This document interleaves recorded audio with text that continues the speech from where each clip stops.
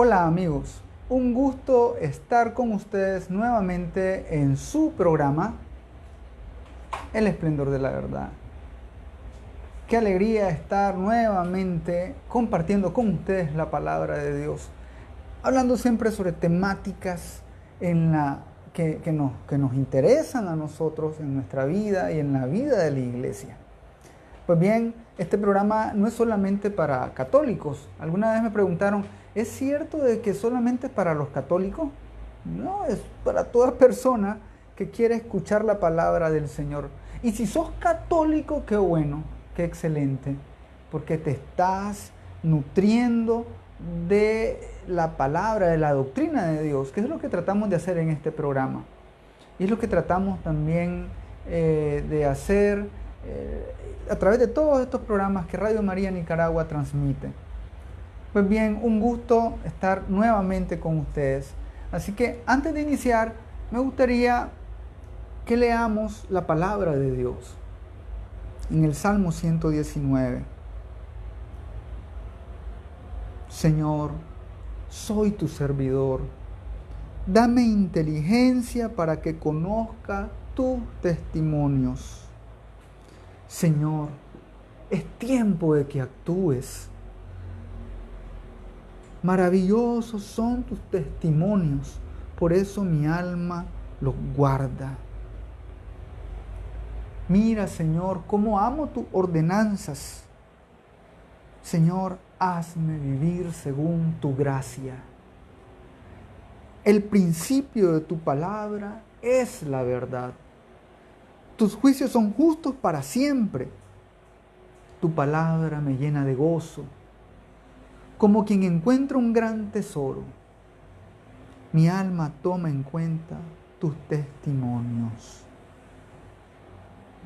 Bendito y alabado seas por siempre, mi Señor y mi Dios. Pues bien, después de haber escuchado su palabra, vamos a hablar precisamente de la palabra de Dios. Es muy común que en este mes se celebre, le llaman el mes de la Biblia, pero nosotros en iglesia no solamente celebramos esa fecha, como algunos otros hermanos cristianos, este mes, sino que nosotros durante todo el año litúrgico celebramos la palabra de Dios. Así es. Nosotros los católicos tenemos a la palabra de Dios como una de las cosas más importantes dentro de nuestro quehacer, formación espiritual, la liturgia, en nuestra vida y misión. Y es por eso que vamos a hablar sobre la palabra de Dios en la vida y la misión de la iglesia. Para ello vamos a comentar la exhortación apostólica posinoidal Verbum Domini, es decir, la palabra de Dios, así se llama, del Papa Benedicto XVI, que habla sobre la palabra de Dios en la vida y en la misión de la iglesia. La palabra del Señor, dice nuestro primer Papa, San Pedro, en su primera carta, primera de Pedro 1:25. La palabra del Señor permanece para siempre y esa palabra es el evangelio que les anunciamos. Palabra de Dios, te alabamos, Señor. La palabra de Dios permanece para siempre, porque cielos y tierra se acabarán, pero la palabra del Señor nunca se acabará, no tiene fin.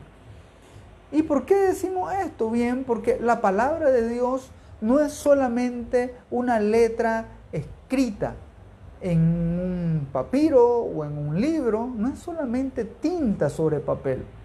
La palabra de Dios es más que eso. En la Constitución Dogmática Dei Verbum, sobre la divina revelación, en el numeral 2 nos dice que Dios invisible, movido de amor, habla a los hombres como amigos. trata con ellos de invitarlos, para invitarlos y recibirlos en su compañía.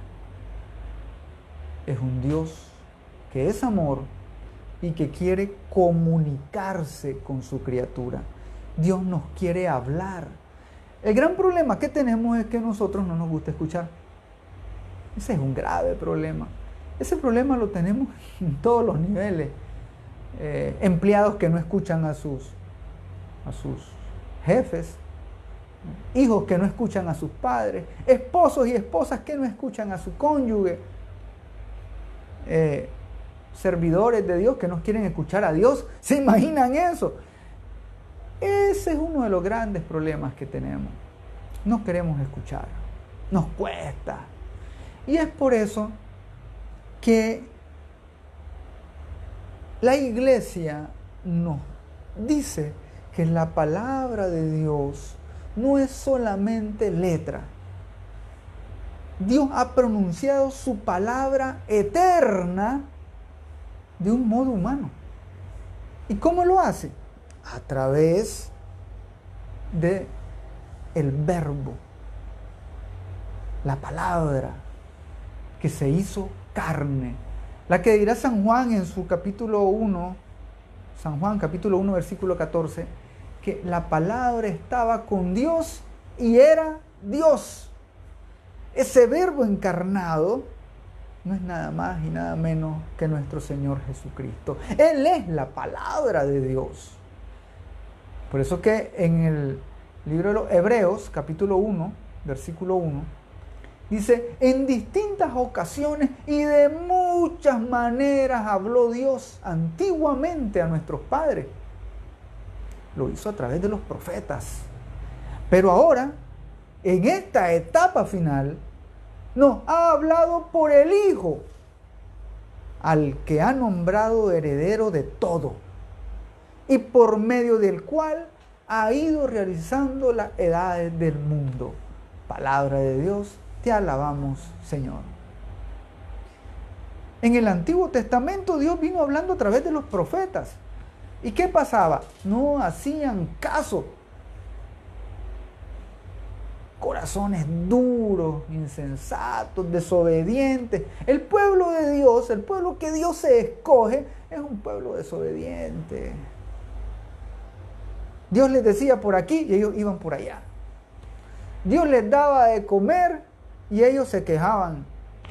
Dios los libera de la esclavitud y se dan el lujo de decir en el desierto, estábamos mejor allá cuando éramos esclavos. Malagradecidos. Ese es el pueblo de Dios. Sí, qué bárbaro, ¿verdad? Los judíos, el pueblo de Israel. No, hermano. Nosotros somos el pueblo de Dios y nos comportamos igualitos. En la nueva alianza, con la nueva alianza, nosotros, la iglesia, somos el nuevo pueblo de Dios. Pero no hemos cambiado. No hemos cambiado. Bienvenidos a todos los que nos están sintonizando en este momento. Un saludo a todos los que están conectados. Marta Saavedra, Nina Rodríguez, buenos días, buenos días. También tenemos a ver, sí, Marta Saavedra dice, Dios me lo bendiga. Dios la bendiga a usted, doña Marta. Y qué bendición más grande, dice que, bueno, quien regala el Evangelio del día es el Señor, ¿verdad? El Señor nos regala su Evangelio todos los días, la palabra de Dios todos los días. Ya vamos a hablar de eso. Un gusto a los que nos están sintonizando a través de las ondas de Radio María Nicaragua.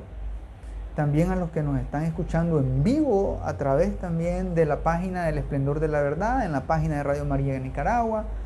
Y qué gusto el que nosotros podamos todavía escuchar la palabra de Dios a través de estos medios.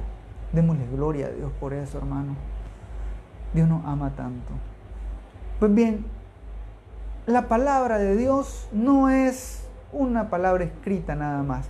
Es una persona. Es Jesucristo. Él es la palabra. Y es por eso que en la iglesia la palabra de Dios tiene una preeminencia importantísima. En todo acto litúrgico, ahí está presente la palabra de Dios. Y ahí debe estar presente. ¿Por qué? Porque en la misión de la iglesia no podemos separar a la palabra de Dios, ni de la iglesia, ni del Espíritu Santo.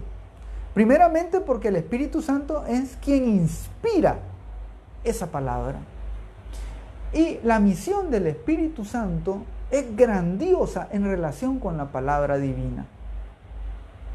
La comunicación que Dios hace de sí mismo, Dios que se comunica, que se da a conocer Él mismo a nosotros, esa comunicación implica siempre la relación entre el Hijo y el Espíritu. Recordemos que las tres personas divinas van a estar siempre en comunión. Cada uno se va revelando en la historia de la salvación en un momento determinado. Primero se revela Dios Padre, después se revela Dios Hijo, y en estos últimos tiempos que está la revelación con el Espíritu Santo, y que lamentablemente nosotros no lo aprovechamos. Sí. Estamos en un tiempo, en los últimos tiempos, en los tiempos de los carismas. Es decir, que el Espíritu Santo está actuando con más fuerza, con más poder. Pero adivinen qué, nosotros, como no nos alimentamos de la palabra, que no vivimos esa experiencia de Dios, entonces no vemos carismas, no vemos dones. Y ese es el problema que tenemos actualmente. Y algunos me van a preguntar, ay, ¿qué pasaba antes en la iglesia primitiva? En la iglesia primitiva les cuento que no tenían la palabra de Dios con la accesibilidad que tenemos nosotros. Ellos, para leer la palabra de Dios, los israelitas tenían que ir a las sinagogas, y ahí estaban los papiros, ¿no? Y estos libros tan antiguos que solamente en ese momento podían leerse. Mientras que usted y yo tenemos el acceso a la palabra de Dios a cualquier hora, cualquier día, pero no la leemos. ¿Cómo es, verdad? Y ahora con tantos medios, la tecnología, el acceso de la palabra de Dios es tan rápido. Usted va a un buscador, pone una cita o quiere saber sobre una cita y le aparece. Nada más que en varias versiones, ¿no? Pero nosotros, como católicos, estamos desaprovechando la palabra, ese don grandísimo que Dios nos ha dado. Y Dios nos da a conocer esa palabra, ¿verdad? Con esa relación entre el Hijo y el Espíritu. Como dirá San Irineo de Lyon, dice, esa palabra, Dios se comunica con esa palabra porque lo hace a través de las dos manos del Padre. ¿Y cuáles son las dos manos del Padre? Bueno, el Hijo y el Espíritu están en comunión. Por eso es que San Juan Crisóstomo dice que la Escritura necesita de la revelación del Espíritu para que, descubriendo el verdadero sentido de las cosas que ahí se encuentran encerradas, obtengamos un provecho abundante. Sí, dice San Juan Crisóstomo, que ahí en la Escritura hay un oasis, un tesoro grandísimo que está encerrado en las Escrituras. Y algunos dirán, bueno, lo que pasa es que hay secretos escondidos, hay números, y no, eso ya es pasar a otra cosa. Eso ya es superstición, eso de la numerología, de las claves, las revelaciones secretas que están ahí en la palabra. No, es nada de eso. Cuando San Juan Crisóstomo habla de que ahí hay encerrada tanta gracia, está hablando de la gracia del Espíritu que está ahí, pero que nosotros no la hemos descubierto. El padre Canta la Mesa, el predicador del Papa, dice que una vez que se escribe la palabra de Dios, ¿verdad?, que se cierra, ¿verdad?, ya como en el año 100, que ya está el último libro de los que se escribieron, que está aprobado dentro del canon de la Iglesia, como palabra inspirada por el Espíritu, Dice el Padre Canta la Mesa que una vez que la palabra se cierra ahí, el espíritu queda como encerrado.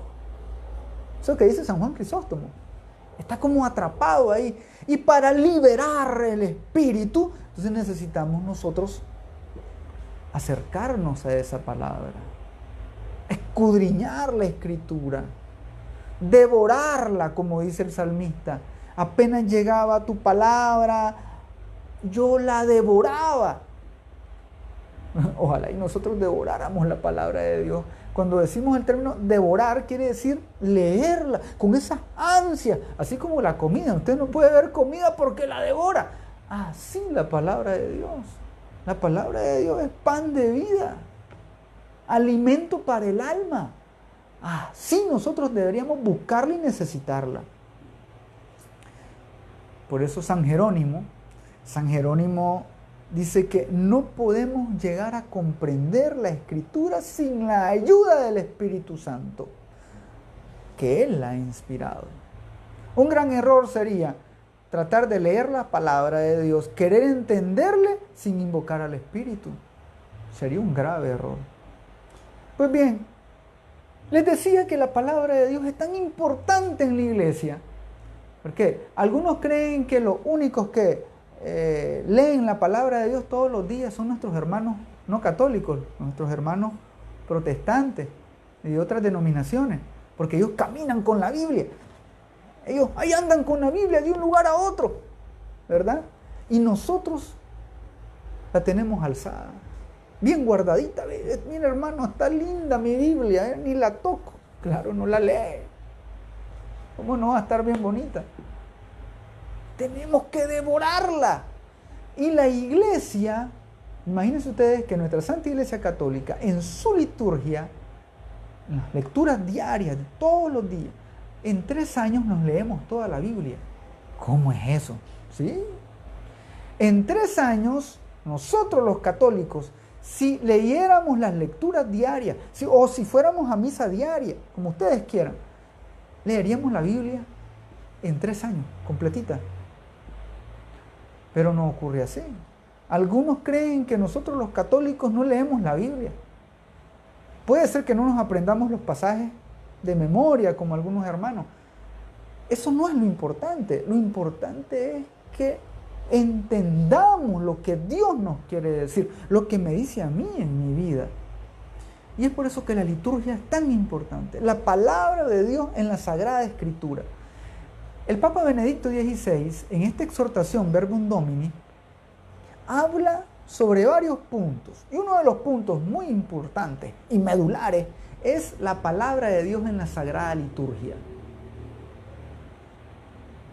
Y él cita, el Papa Benedicto cita la Constitución Sacrosanctum Concilium, en el número 24, que habla sobre la Sagrada Liturgia. Y esta dice que la importancia de la Sagrada Escritura en la liturgia es máxima. En efecto, de ella se toman las lecturas que se explican en la homilía, los salmos que se cantan, las preces, las oraciones y cantos litúrgicos están integrados ahí en la liturgia. Son su aliento y su inspiración. De ella reciben su significado las acciones y los signos. ¿Sí? Si usted va a misa, la liturgia, la belleza de la liturgia eucarística, la liturgia de la palabra, en la misa están ahí armónicamente.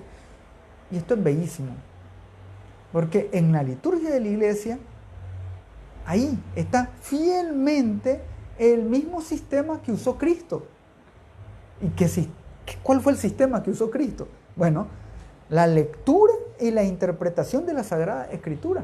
¿O no recordarán cuando Jesús llega a la sinagoga, lee las Escrituras que dice, el Espíritu de Dios está sobre mí, y él comienza a explicar las Escrituras?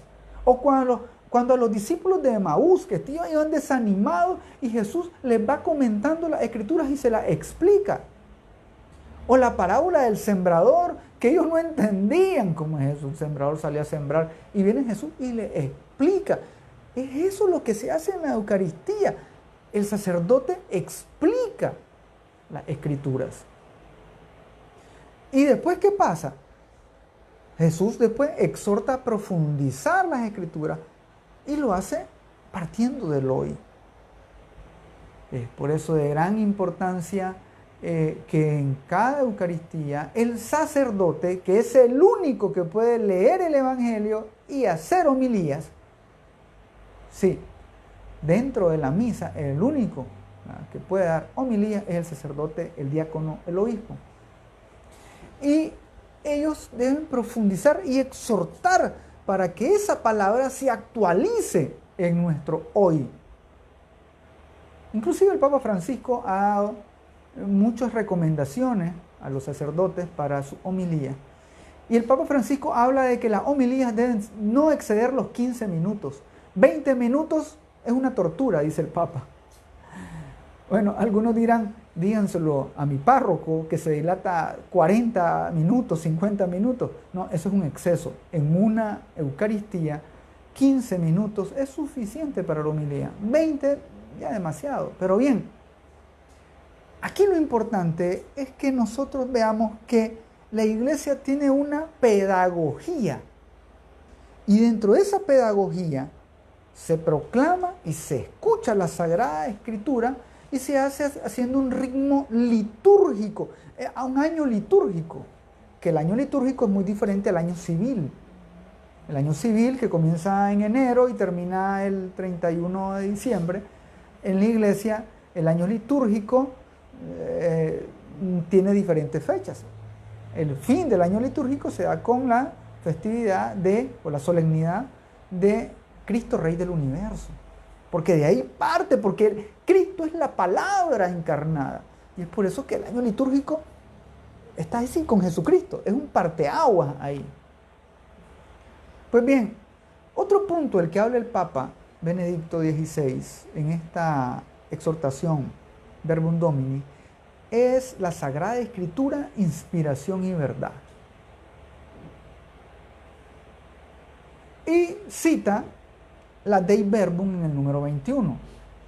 Un concepto clave para comprender el texto sagrado como palabra de Dios en palabras humanas es ciertamente el de la inspiración. También aquí podemos sugerir una analogía. Una analogía es una comparación. Cierro paréntesis. Podemos sugerir una analogía. Así como el Verbo de Dios se hizo carne por obra del Espíritu Santo en el seno de la Virgen María, así también la Sagrada Escritura nace del seno de la Iglesia por obra del mismo Espíritu Santo. La Sagrada Escritura es la palabra de Dios en cuanto escrita por inspiración del Espíritu Santo. Qué belleza de comparación, ¿no? Dice, así como el Verbo de Dios se hizo carne por obra del Espíritu, así como lo que no tenía carne, lo que no era material porque era espíritu, toma carne y se concreta en la realidad terrena, de esa forma también la Sagrada Escritura nace del seno de la Iglesia por obra del Espíritu. No podemos separar la palabra de Dios de la Iglesia. Aunque muchos hermanos anden diciendo que la palabra de Dios es de ellos, que Dios se las dio a ellos, no es cierto. La palabra de Dios, el Espíritu la inspira y se la entrega a la Iglesia. Sí. Y aquí muchos se van a molestar. Se le entrega a la Iglesia Católica. Y la Iglesia Católica es la que decide cuáles son los libros inspirados. En ese momento de la aprobación del canon bíblico no existía ninguna denominación, porque eso fue como en el año 300, entre el 300 y el 400, después de Cristo. Las primeras denominaciones protestantes comenzaron hasta en el siglo XVI, en los años 1500, ¿no? Recuerden, con la Reforma Protestante. Así que nada que ver. Como dice San Agustín, yo creo en la Escritura porque la iglesia me dice que hay que creer en ellas. Así de sencillo, no es al revés. No es que yo creo en la iglesia porque las Escrituras me dicen que creen en la iglesia. No. Yo creo en las Escrituras, dice San Agustín, porque la iglesia me dice que cree en ellas. Porque la iglesia, la esposa de Cristo, que nace del costado abierto de Jesucristo en la cruz, es la que me dice que esta es palabra de Dios. Así de sencillo.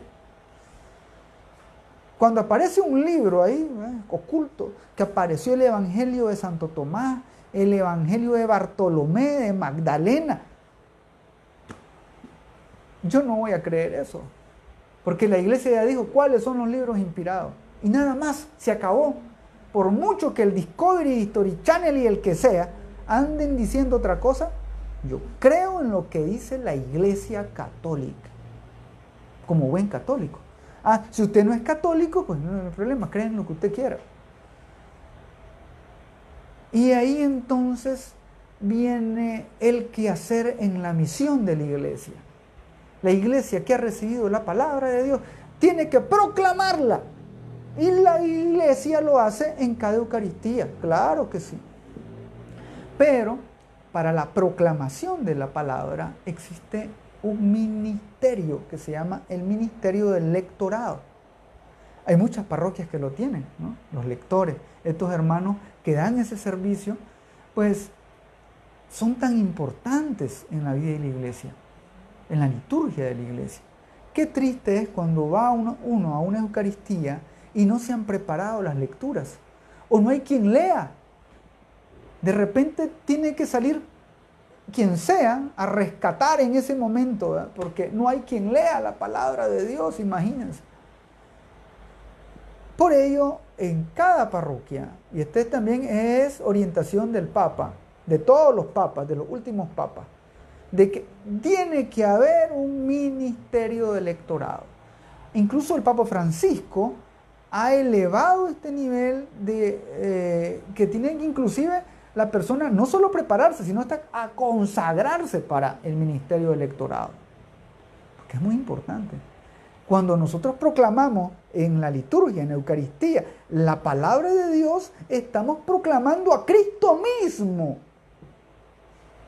Es por eso que la palabra de Dios, cuando viene en el inicio, en la procesión de entrada, la palabra de Dios está elevada en alto. Pero no es un laico el que debe llevarla, tiene que ser un diácono. Porque es como que sea el Santísimo el que se está elevando en ese momento, en esa procesión. Porque la palabra de Dios es Cristo mismo. La palabra hecha carne. Y por eso el Papa Benedicto da unas recomendaciones a los lectores, a los ministros del lectorado, ¿no? Y dice que en la tradición latina, el Evangelio lo proclama el sacerdote o el diácono o el obispo. Punto. De repente hay unos lectores que comienzan a leer el Evangelio por equivocación, pero no. Solamente el diácono, el sacerdote, el obispo son los que pueden leer el Evangelio. Ahora, la primera lectura, la segunda lectura, el salmo, esa la proclama el lector. No hay ningún problema. Ahí sí, el lector, claro. Ahora bien, dice en esta exhortación el Papa Benedicto XVI que es necesario que los lectores encargados de este servicio sean realmente idóneos. Aquí no está diciendo que sean los más inteligentes, que los que hablen más bonito, no, dice idóneos. ¿Y qué es eso? Bueno, que tengan una preparación básica, tanto bíblica como litúrgica, como técnica. Miren, tres cosas. El lectorado, los ministros lectores deben tener 3 tipos de preparación: bíblica, litúrgica y técnica.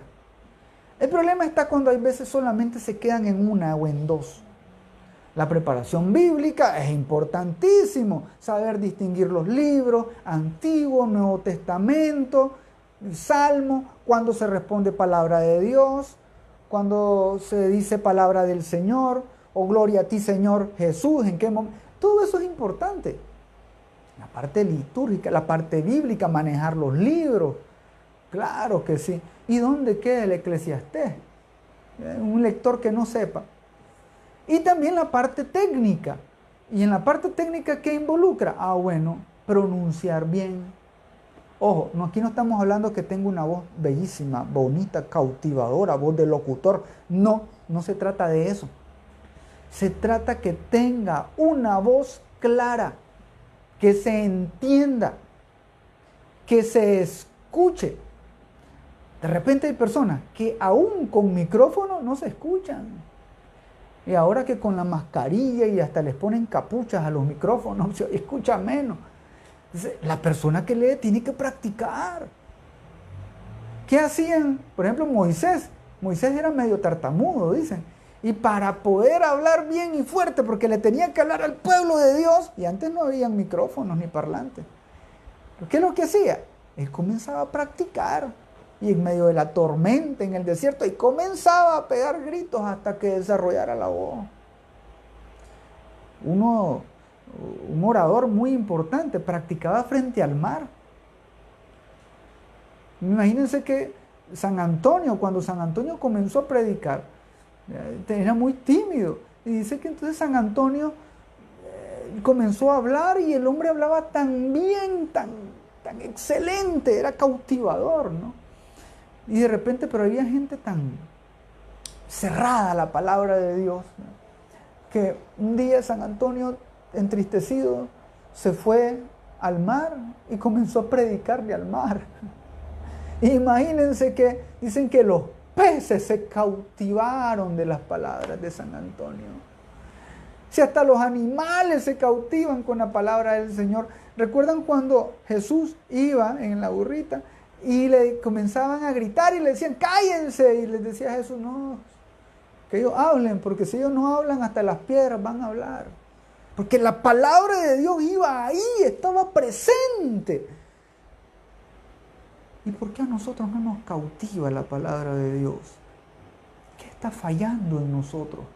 Que la palabra de Dios no nos interpela, no nos golpea, no nos toca. ¿Qué está sucediendo? Pues bien, es por eso importantísimo que los lectores tengan, ¿verdad?, esta preparación, tanto litúrgica como bíblica como técnica. Porque les pueden dar una preparación bellísima. Miren, les puedo hablar del año litúrgico, pueden hablar de las solemnidades, festividades, bien excelente todo. Manejar bien la Biblia. Pero a la hora de la hora, cuando van a leer, les da nervio, se traban, no gesticulan bien, comienzan a toser, sudan. Entonces, la preparación técnica también es importante.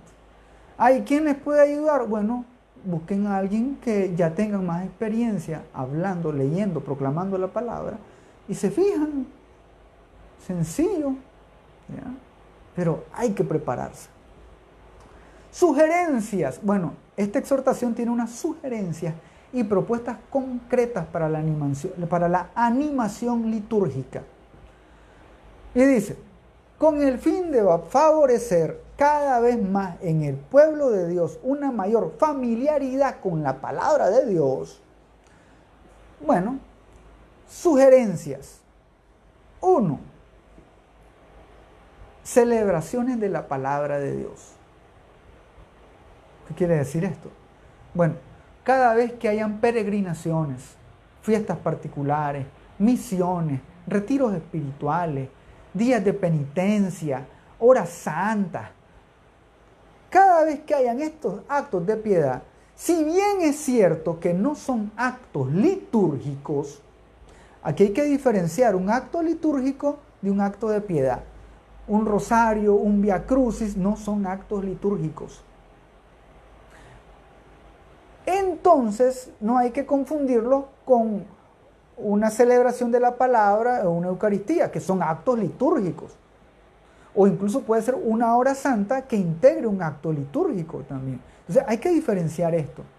Pero aunque un acto de piedad, como en un retiro o en un día de reparación o una peregrinación, si ahí, ¿verdad?, hay oportunidad de usar la palabra de Dios, entonces es importante que se ofrezca un adecuado espacio a la proclamación y a la escucha de la palabra de Dios. Hay que aprovechar todo eso.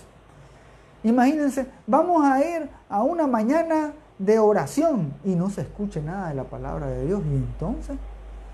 O de repente van a retiros donde no se utilizó la palabra de Dios. Hermanos, no fueron a hacer nada. Es que vamos a ver una charla muy bonita, pero te meten solamente cosas de psicología, de motivación personal y nada de palabra de Dios. Entonces usted no fue a nada. Y si pagó, perdió el dinero. La palabra de Dios para nosotros es tan importante que debe estar ahí, en todo momento y en todo lugar. Segunda sugerencia y propuesta para la animación litúrgica. Primero era, cualquier celebración que haya, hacer uso de la palabra de Dios. Segundo, la palabra y el silencio. La palabra y el silencio. La gran tradición patrística, es decir, los padres de la iglesia, nos enseñan que los misterios de Cristo están unidos al silencio. San Ignacio de Antioquía decía eso, que todo misterio de Cristo está unido al silencio. Y es por eso que cuando nosotros estamos rezando un rosario, ¿qué tenemos que hacer? Leer la palabra de Dios que se utiliza para un misterio y entrar en silencio. No parecer como esos loros o matracas, ¿no?, que solamente rezan. No, tiene que haber un espacio de silencio para que esa palabra entre a mi vida, a mi ser, penetre mi mente, mi corazón y pueda anidar en mí.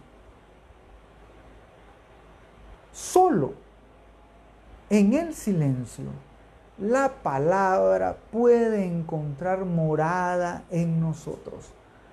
Así como la Virgen Santísima, nuestra Madre, la Virgen María, que dice que todo lo meditaba en su corazón. La Virgen no escribió Evangelio, ¿no?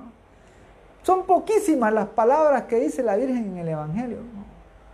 Que lo importante no es hablar tanto ni escribir tanto. Lo importante es que esa palabra, ¿ah?, con esa semilla, como dice Jesús en el Evangelio, caiga en terreno fértil y dé frutos en abundancia. Eso es lo importante.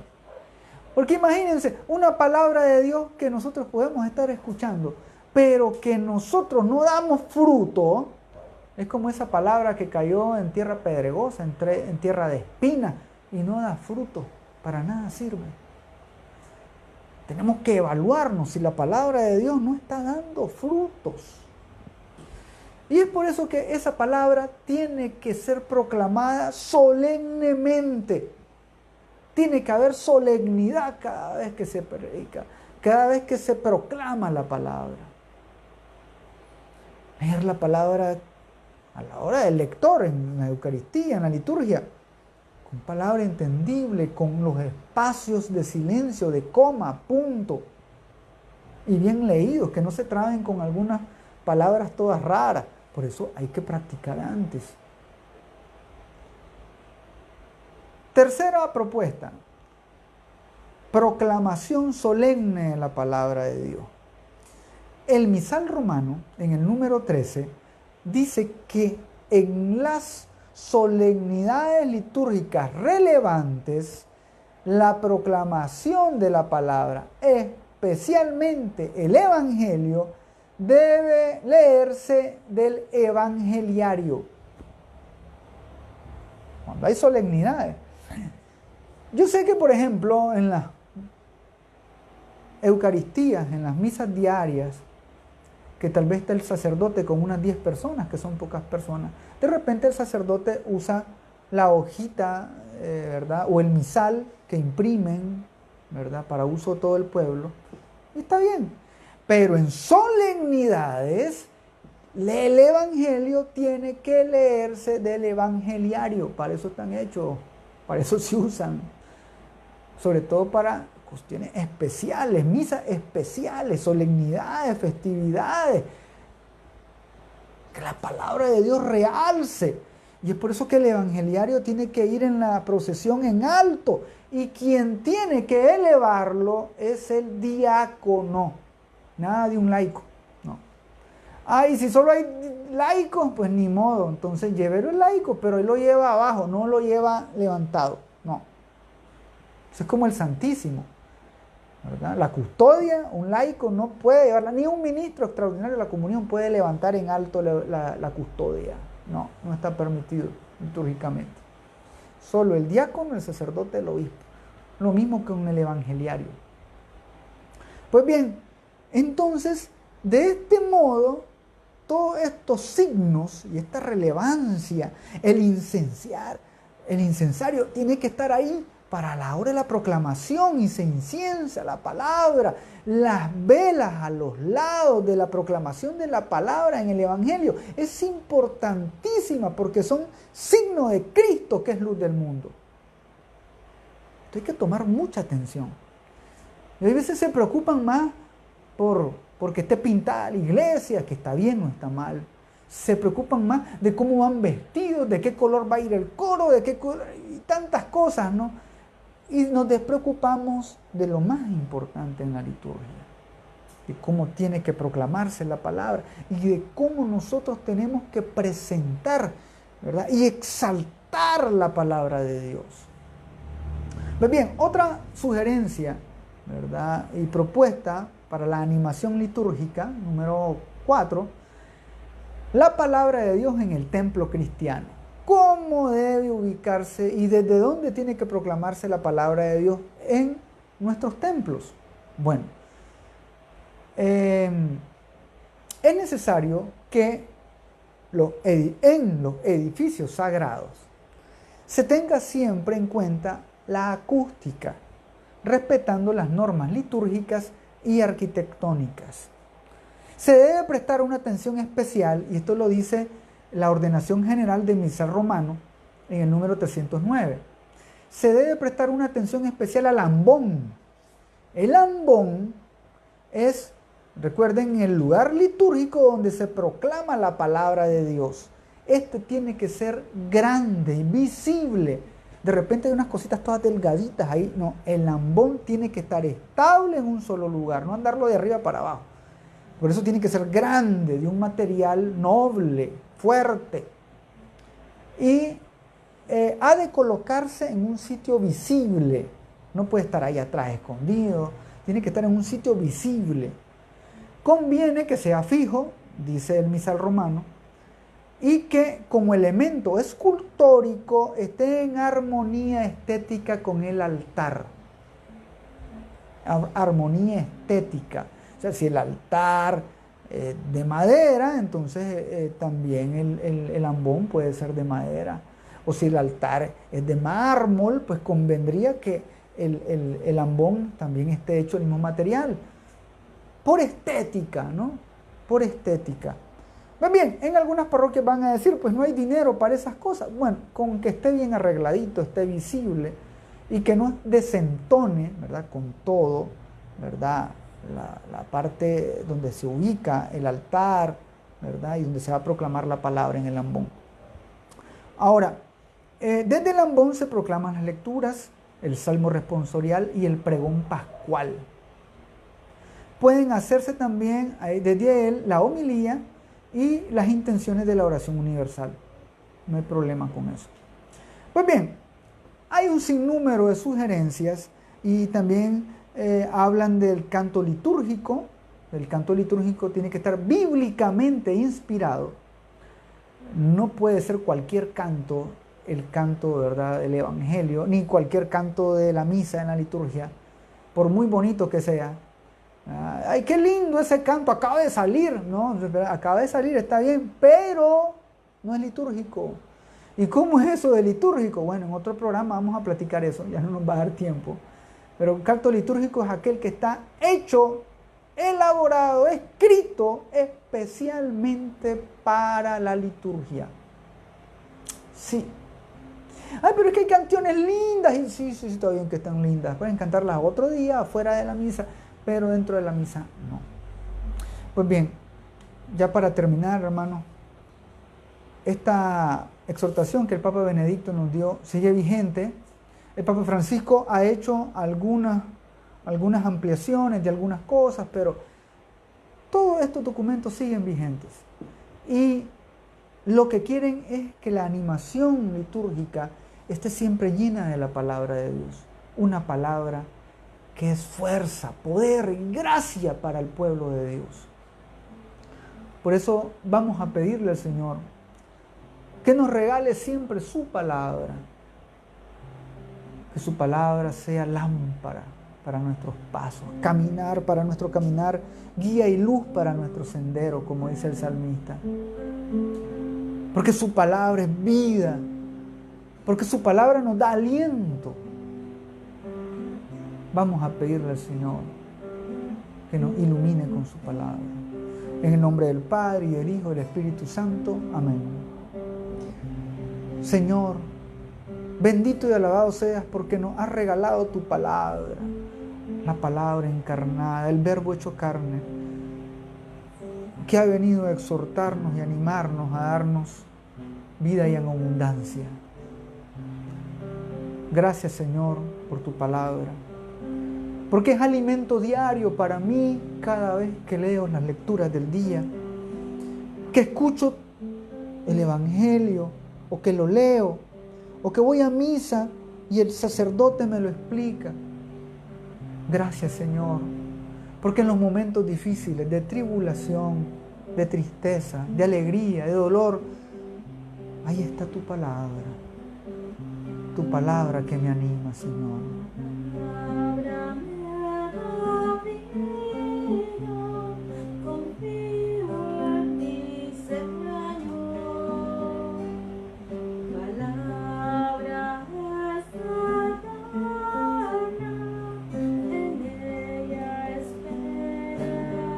Tu palabra me da vida, es eterna. Yo confío en tu palabra, Señor. Bendito seas.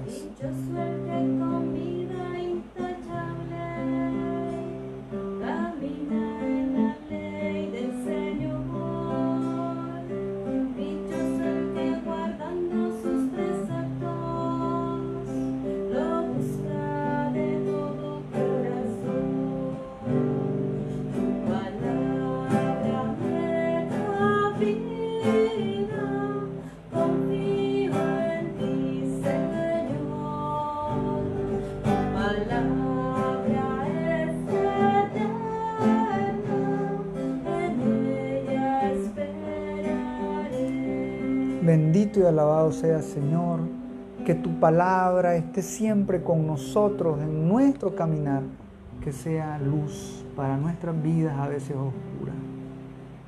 Bendito sea, Señor. Hermanos, un gusto haber estado con ustedes.